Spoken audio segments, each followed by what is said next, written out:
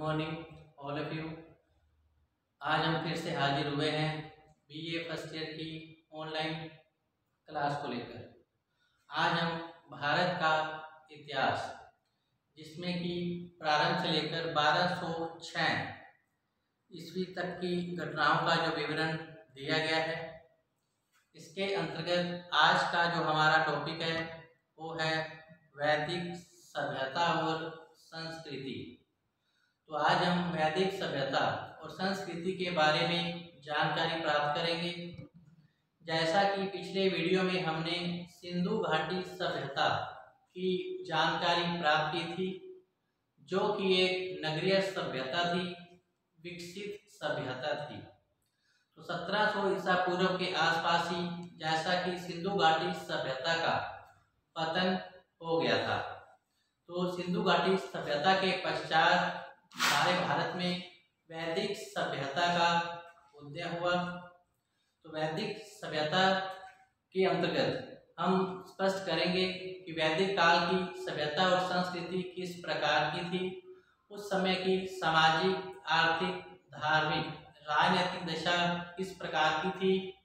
इसके अलावा वैदिक सभ्यता को दो कालों में बांटा गया है, पूर्व वैदिक काल तथा उत्तर वैदिक काल। तो आइए अब हम शुरू करते हैं, वैदिक सभ्यता और संस्कृति के बारे में जानकारी प्राप्त करते हैं।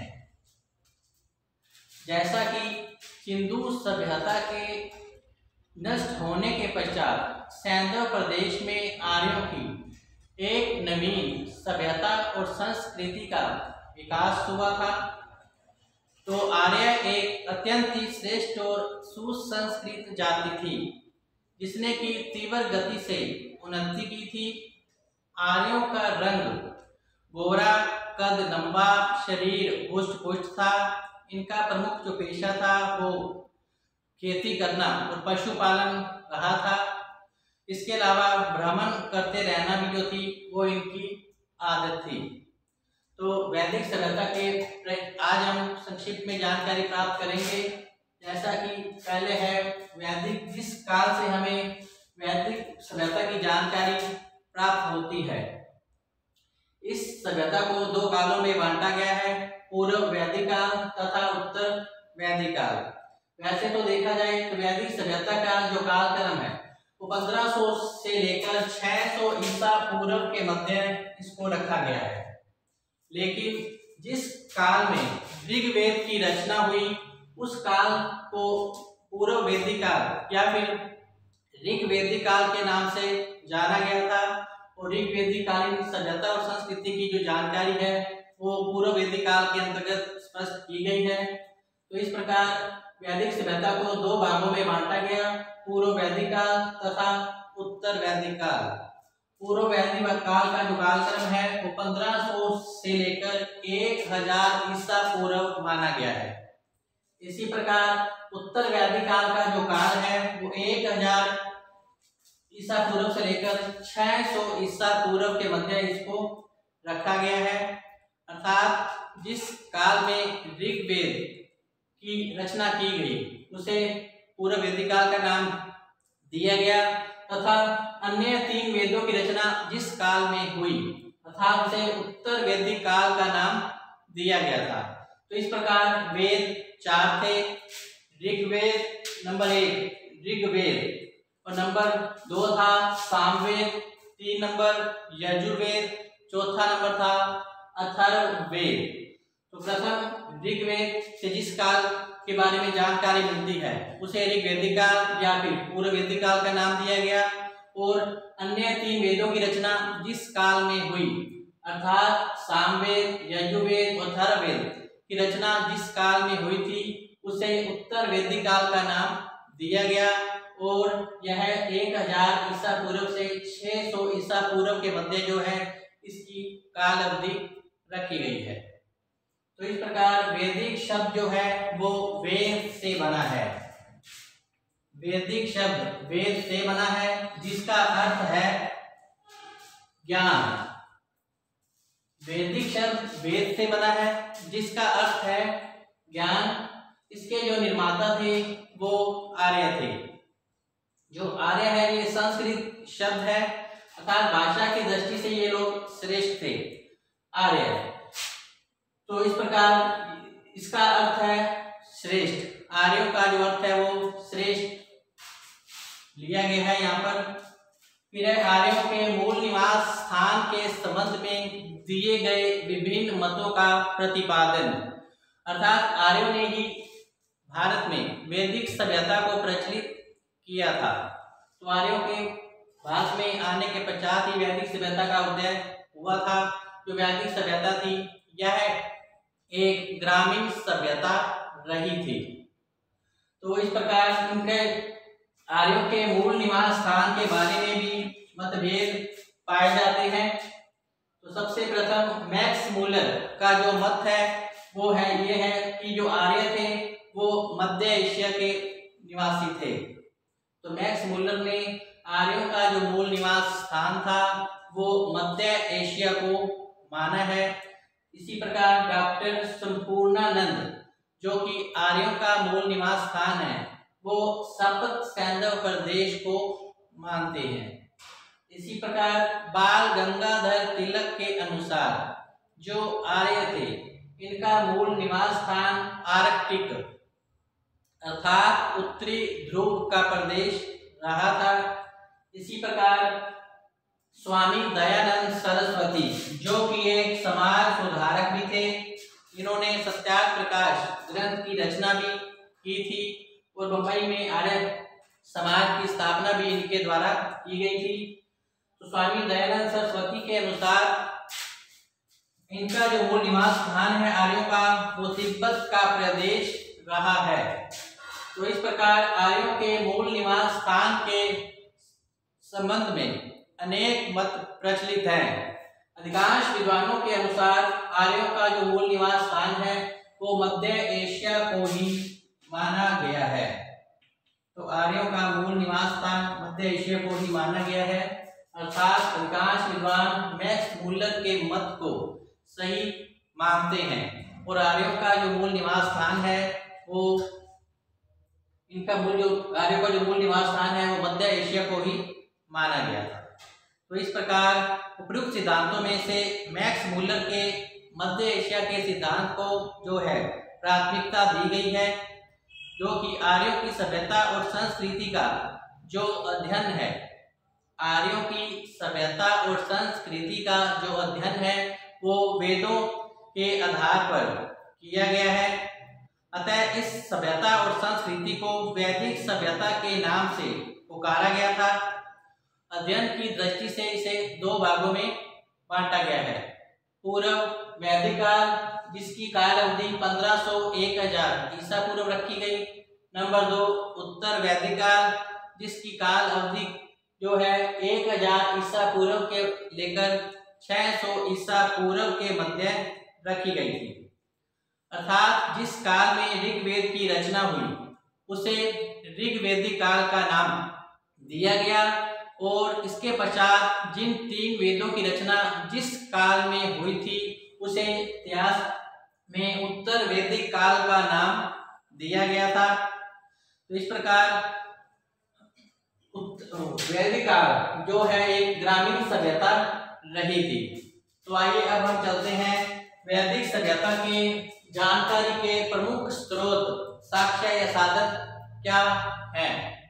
तो वैदिक काल को जानने के स्रोत में साहित्यिक एवं पुरातात्विक सामग्री को शामिल किया गया है।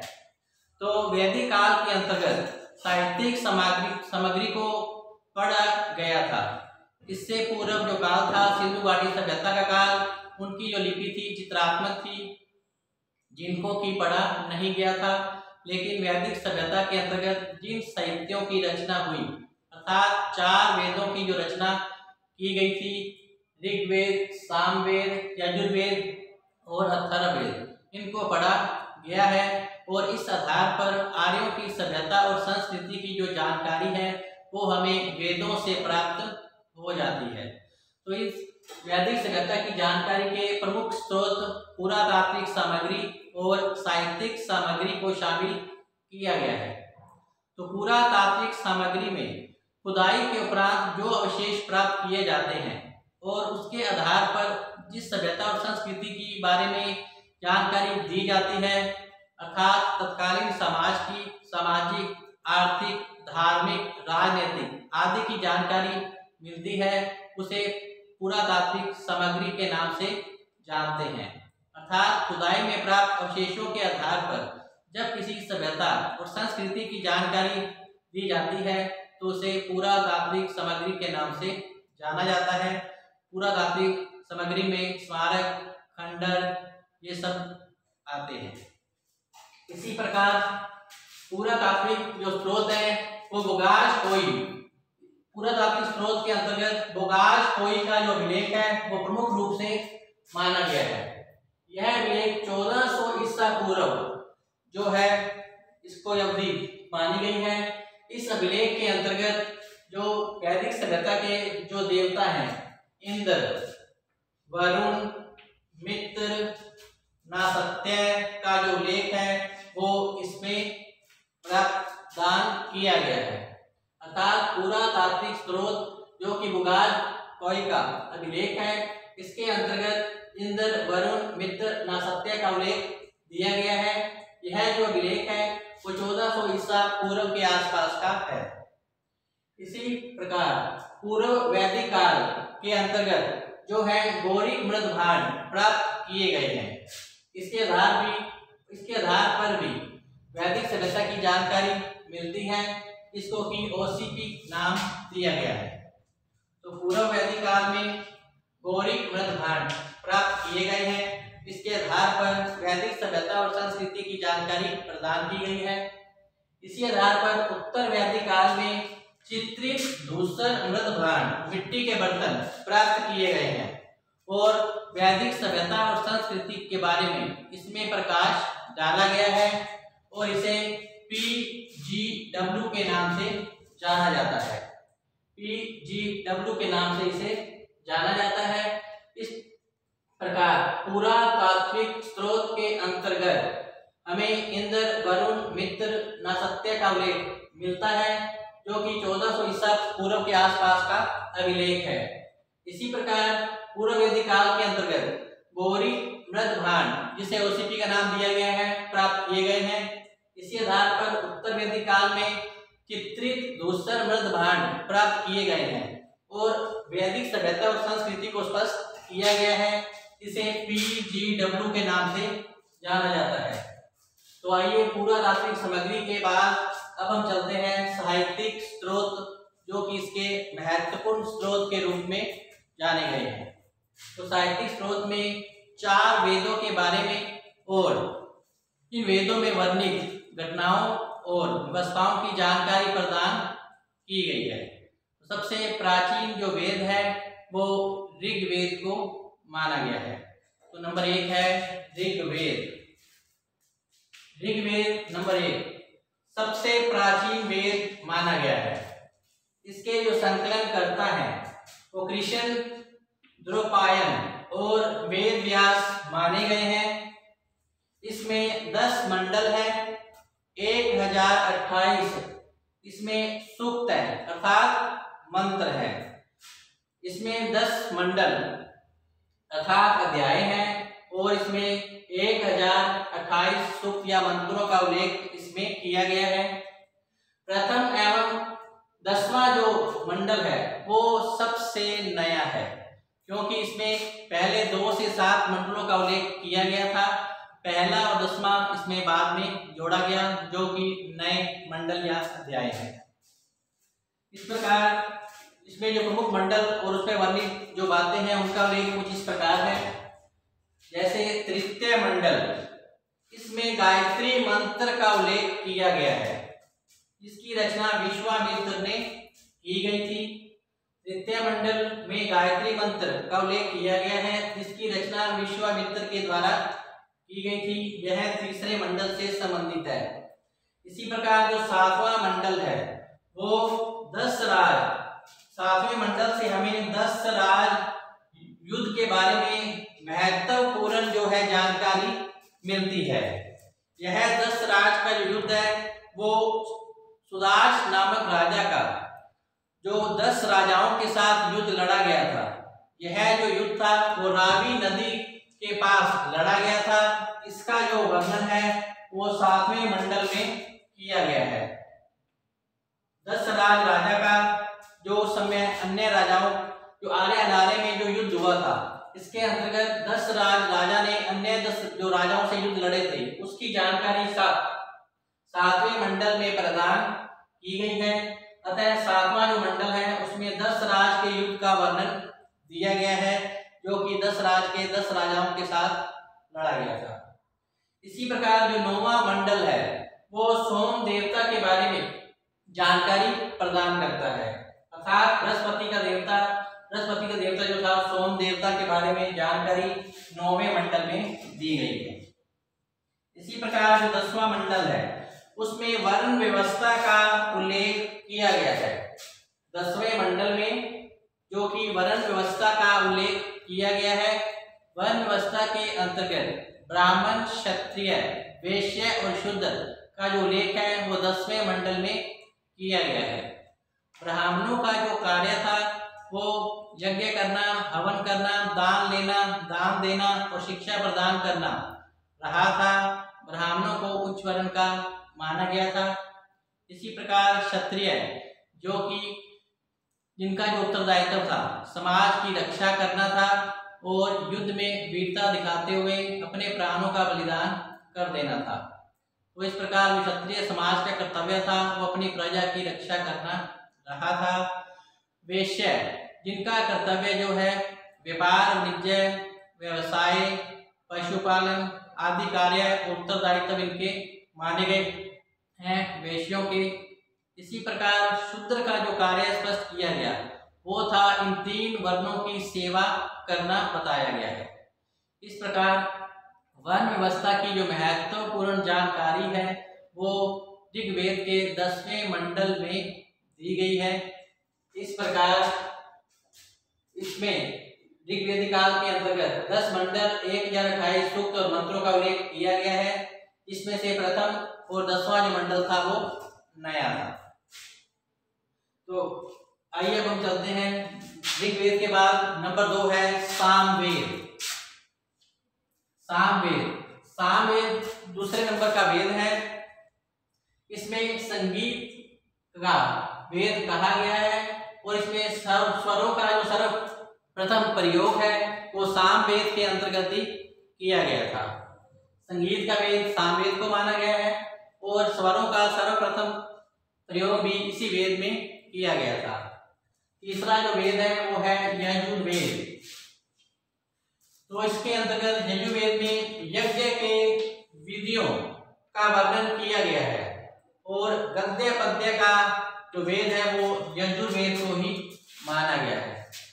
यज्ञ के विधियों का वर्णन और गद्य पद्य का जो वर्णन है वो यजुर्वेद के अंतर्गत किया गया है।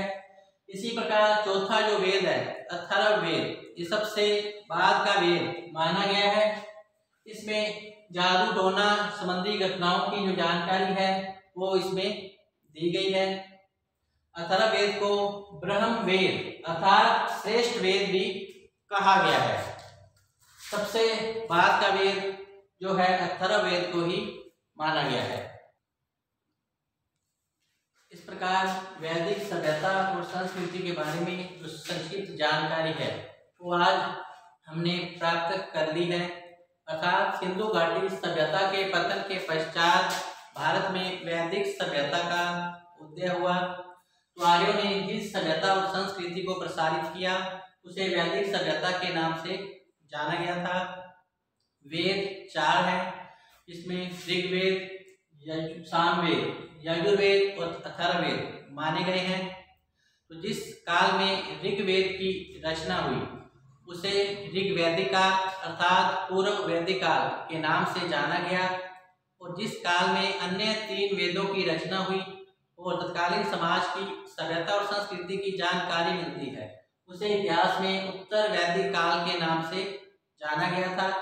इस प्रकार वैदिक सभ्यता का जो काल क्रम रहा था वो 1500 से लेकर 600 ईसा पूर्व के मध्य माना गया है और इस सभ्यता और संस्कृति को दो भागों में विभाजित किया गया है, पूर्व वैदिक काल और उत्तर वैदिक काल। पूर्व वैदिक काल की अवधि 1500 से 1000 ईसा पूर्व के मध्य रखी गई, जबकि उत्तर वैदिक काल की जो अवधि है वो 1000 से 600 ईसा पूर्व के मध्य रखी गई थी।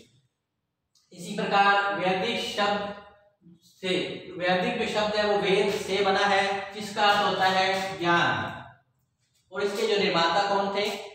आर्य। जो संस्कृत शब्द है और भाषा की दृष्टि से ये लोग श्रेष्ठ थे, इसका अर्थ हुआ श्रेष्ठ।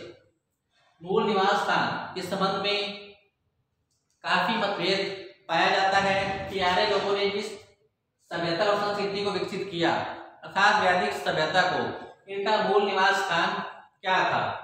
तो इनके मूल निवास स्थान के संबंध में भी काफी मतभेद बताया गया आपको, इसमें कि मैक्स मूलर का जो सिद्धांत है, अर्थात ये जो आर्य थे वो मध्य एशिया के निवासी थे, इसको ही मान्यता प्रदान की गई है। इसी प्रकार वैदिक सभ्यता के जो स्रोत हैं जानकारी के, वो दो हैं। नंबर 1 पुरातात्विक स्रोत और नंबर 2 साहित्यिक स्रोत। पुरातात्विक स्रोत जो है वो राजकोई अभिलेख से प्राप्त होता है, जो कि 1400 ईसा पूर्व के आसपास का है। इसमें इंद्र, वरुण, मित्र, नासत्य का उल्लेख किया गया है। और इसके अलावा पूर्व वैदिक काल में जो कि गौरिक ब्रजभांड प्राप्त किए गए हैं और सभ्यता की संस्कृति की जानकारी प्रदान की गई है। इसी प्रकार उत्तर वैदिक काल, जिसमें कि चित्री दूसर भांड मिट्टी के बर्तन प्राप्त किए गए हैं और वैदिक सभ्यता और संस्कृति के बारे में जानकारी दी गई है। और साहित्यिक स्रोत में जो है 4 वेदों को लिया गया है। इसमें ऋग्वेद, सामवेद, यजुर्वेद, अथर्ववेद को लिया गया है। तो ऋग्वेद जो कि सबसे प्राचीन वेद माना गया है, जिसके संकलन जो करता थे कृष्ण द्रौपायन एवं वेद व्यास थे। इसमें 10 मंडल 1000 सूक्त यानी कि मंत्रों का उल्लेख किया गया है। इसमें प्रमुख जो मंडल है वो तृतीय मंडल, इसके अंतर्गत प्रथम एवं जो 10वां है वो सबसे नया मंडल माना गया है। तो तृतीय मंडल में गायत्री मंत्र का उल्लेख किया गया है, जो कि विश्वामित्र द्वारा रचना की गई है। इसी प्रकार 7वें मंडल में 10 राजाओं का युद्ध है। तो 9वें मंडल में सोम देवता, बृहस्पति के देवता का वर्णन किया गया है, जबकि 10वां मंडल में वर्ण व्यवस्था का उल्लेख किया गया है, अर्थात ब्राह्मण, क्षत्रिय और वैश्य शूद्र के कर्तव्यों की जानकारी दी गई है। इसी प्रकार सामवेद, जिसे कि संगीत का वेद कहते हैं, और स्वरों का सर्वप्रथम प्रयोग भी इसी में किया गया है। यजुर्वेद, जिसमें कि यज्ञ की विधियों और नियमों का उल्लेख किया गया है यजुर्वेद के अंतर्गत, जबकि अथर्ववेद में जादू टोना और आदि बातों की जानकारी प्रदान की गई है। तो जो अथर्ववेद है, जिसको ब्रह्म वेद के नाम से भी जाना जाता है, अर्थात श्रेष्ठ वेद कहा गया है, जो कि सबसे बाद का वेद है। तो इस प्रकार वैदिक सभ्यता की संक्षिप्त जानकारी प्राप्त करने के पश्चात कल हम वैदिक सभ्यता और संस्कृति की अर्थात वैदिक समाज की सामाजिक, आर्थिक, धार्मिक और राजनीतिक दशा के बारे में जानकारी प्राप्त करेंगे। ऋग्वेदिक काल के अंतर्गत सभ्यता और संस्कृति का स्वरूप कैसा था, उत्तर वैदिक काल में इसमें क्या परिवर्तन आया, इन सब बातों की जानकारी हम कल के वीडियो में करेंगे। तब तक आप घर पर रहें, सुरक्षित रहें और पढ़ते रहें। इसके साथ ही धन्यवाद।